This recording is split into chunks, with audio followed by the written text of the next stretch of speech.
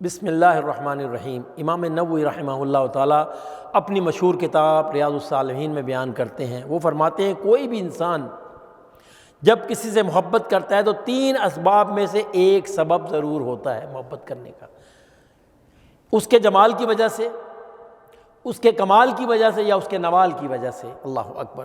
پہلی بات وہ بیان فرماتے ہیں کہ جمال، اللہ اکبر، حضور اکرم صلی اللہ علیہ وسلم کا جمال کیسا تھا اگر پوچھنا ہے تو قرآن کو کھول کر دیکھیں، اللہ نے قرآن میں کس کس طرح اپنے نبی حضرت محمد صلی اللہ علیہ وسلم کے جمال کا ذکر فرمایا ہے۔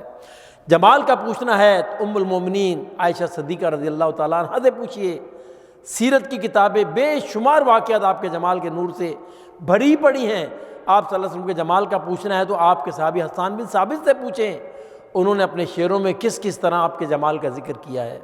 دوسری بات امام نووی بیان کرتے ہیں کہ کمالات کی کون سی صفت ہے جو ہمارے نبی اکرم صلی اللہ علیہ وسلم میں نہ پائی جاتی ہو۔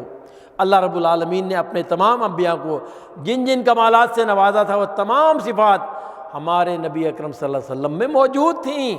اور تیسری صفت جس کا ذکر امام نووی فرماتے ہیں وہ ہے نوال، جس کا مطلب ہے احسان کرنے والا، رحمت کرنے والا۔ اگر ہم غور کریں تو نبی اکرم صلی اللہ علیہ وسلم کے متعلق اللہ رب العالمین نے قرآن میں ارشاد فرمایا وَمَا أَرْسَلْنَاكَ إِلَّا رَحْمَةً لِلْعَالَمِينَ۔ ناظرین کرام، حقیقت یہی ہے کہ آپ صلی اللہ علیہ وسلم تمام جہانوں کے لیے، تمام مخلوقات کے لیے رحمت بنا کر بھیجے گئے۔ کافروں پر، عورتوں پر، بچوں پر، غلاموں پر، بچیوں پر، قیدیوں پر، یہاں تک کہ حیوانات، جمادات، میں سمجھتا ہوں جس کا بھی ذکر کریں یہاں تفصیل بیان نہیں کی جا سکتی، لیکن یہ حقیقت ہے کہ آپ صلی اللہ علیہ وسلم تمام مخلوقات کے لیے رحمت بنا کر بھیجے گئے۔ اللہ کی بارگاہ میں دعا ہے کہ اللہ میں نبی اکرم صلی اللہ علیہ وسلم سے سچی محبت عطا فرمائے اور آخرت میں آپ صلی اللہ علیہ وسلم کی صحبت نصیب فرمائے۔